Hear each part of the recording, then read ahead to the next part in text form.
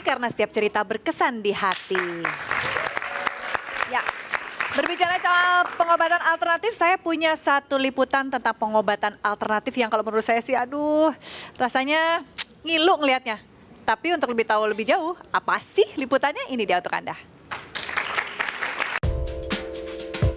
Kesehatan sangat penting untuk dijaga semua orang. Bahkan kesehatan menjadi prioritas utama bagi diri kita. Kesehatan menjadi sangat penting dikala seseorang sedang merasakan adanya penyakit di tubuhnya. Peran medis untuk penanganan kesehatan juga memiliki andil dalam menangani penyakit. Namun, selain medis, ada juga penanganan alternatif dalam pengobatan. Istilah pengobatan alternatif mengacu pada berbagai perawatan yang biasanya tidak diklasifikasikan sebagai bagian dari medis. Salah satu pengobatan alternatif yang cukup diminati oleh masyarakat umum saat ini adalah totok lidah dan akupuntur. Totok lidah dan akupuntur merupakan jenis pengobatan yang bisa mengobati stroke, diabetes, dan kelumpuhan dengan menggunakan jarum. Tans Terapi Ibu Heri di Bilangan Ciputat merupakan salah satu tempat yang menggunakan metode ini. Menurut Sarah Viviantan, seorang ahli totok lidah yang sudah biasa menangani pasien di Tans Terapi Ibu Heri, semua penyakit bisa disembuhkan melalui lidah. Karena kita percaya lidah itu organ yang paling dekat dengan master organ, yaitu jantung.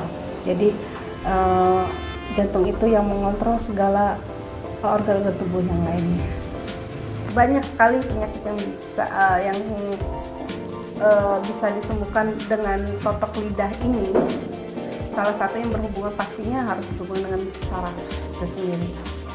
Jadi dan kebanyakan penyakit yang sudah banyak di Indonesia ini, salah satunya stroke, autis, epilepsi, yang berhubungan dengan organ internis. Jadi banyak sekali penyakit yang belum ditemukan obatnya. Seperti penyakit psoriasis salah satunya, ya. Saya banyak sekali pasien psoriasis di sini. Kebetulan kita respon kembali saraf-sarafnya, metabolismenya kita tingkatkan kembali. Puji Tuhan ya, itu bisa kembali sembuh. Pentingnya menjaga kesehatan seharusnya menjadi kesadaran diri kita, mulai dari menjaga pola makan, gaya hidup, dan lingkungan sekitar kita.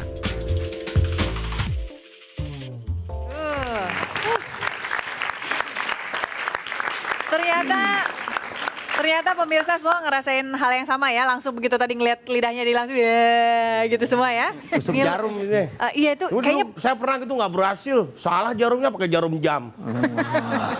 Gede. Nggak tembus-tembus. pantesan kamu hasilnya jadi kayak begini ya. Tapi ngomong-ngomong Mbak Rini pernah mencoba alternatif yang sangat menurut saya sih tadi cukup ekstrim ya, maksudnya lidah yang dipakai tusuk jarum, atau mungkin pernah mencoba tusuk jarum juga pada saat dulu sakit? Kalau tusuk jarum kayaknya enggak ya Teh, maksudnya herbal aja kayak minum ramuan, terus direfleksi, dikasih mandi rempah yang artinya kalau kita kan suka nggak bisa tidur gitu Pak Sat ya, dikasih kayak nggak tahu itu air kayaknya hangat gitu di badan sendiri, setelah habis mandi nggak tahu apa tersugesti ya, setelah mandi itu sepertinya kita malah tidurnya enak gitu.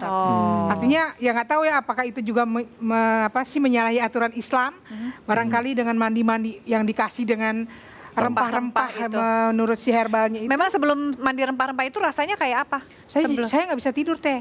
Karena badan pada sakit kan, karena orang gula itu kan dulu kan karena nggak bisa bergerak. Saya sempat stroke juga Teh. Jadi dari kadar gula darah 600 itu saya sempat stroke. Paru-paru saya kerendam sampai 400 cc. 50% jantung saya tinggal 50%, artinya berfungsinya. Ya itulah saya kembali pada artinya dengan kekuatan doa.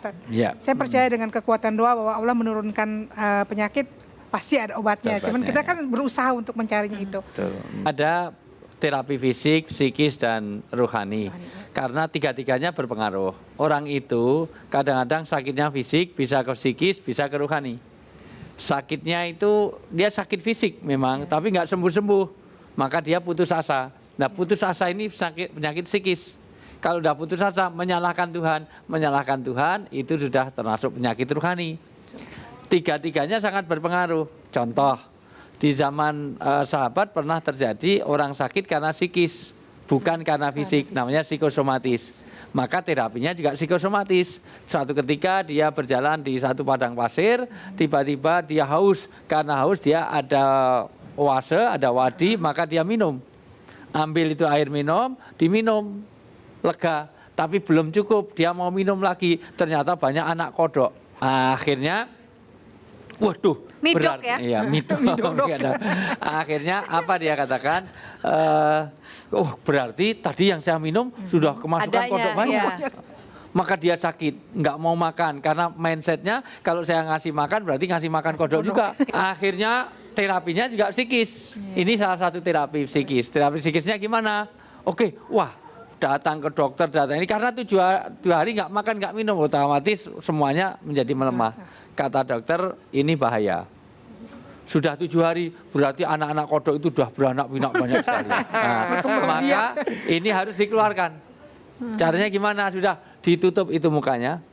Mukanya ditutup, matanya ditutup, bilang sama suster, sama perawatnya, tolong cari kodok yang banyak di belakang. Belakang rumah sakit ada kodok, diambil, ditaruh di dalam satu ember. Dia ditutup, dikasih obat muntah. Begitu dia kasih obat muntah, itu di depannya sudah ada ember banyak kodoknya. Maka begitu dia buka, langsung lihat, loh, kodoknya sudah banyak, sudah keluar semuanya itu. Maka dia sembuh mendadak, pulang tanpa bayar dokter, lupa bayar dokternya. Saya tanyakan, apakah dia sakit karena makan kodok? Tidak. Apakah dia sembuh karena kodoknya keluar? Tidak. Itu namanya psikosomatis. Ada penyakit-penyakit seperti itu. Maka kadang-kadang terapinya dengan mandi begitu rupa karena mindsetnya sudah dibangun, bisa juga seperti itu. Tetapi apakah memang rempah-rempah berpengaruh? Jelas berpengaruh. Karena kadar garam saja bisa menghilangkan. Contoh, kalau kita capek-capek di Laut Mati, di Dead Sea, di Yordan, itu saya pernah ke sana mencoba, orang bisa itu terapung, mengapung, dan setelah dari situ semuanya jadi lega, jadi ringan. Tidak usah di situ, di sini pun juga begitu. Walaupun sebesar ini aja ngapung kok di sana. Iya, luar biasa. Maksud saya kalau kita capek-capek kasih air garam saja itu untuk mandi sudah merendam, untuk merendamkan itu. Itu salah satunya. Sekarang yang tidak boleh adalah keyakinan terhadap air tadi.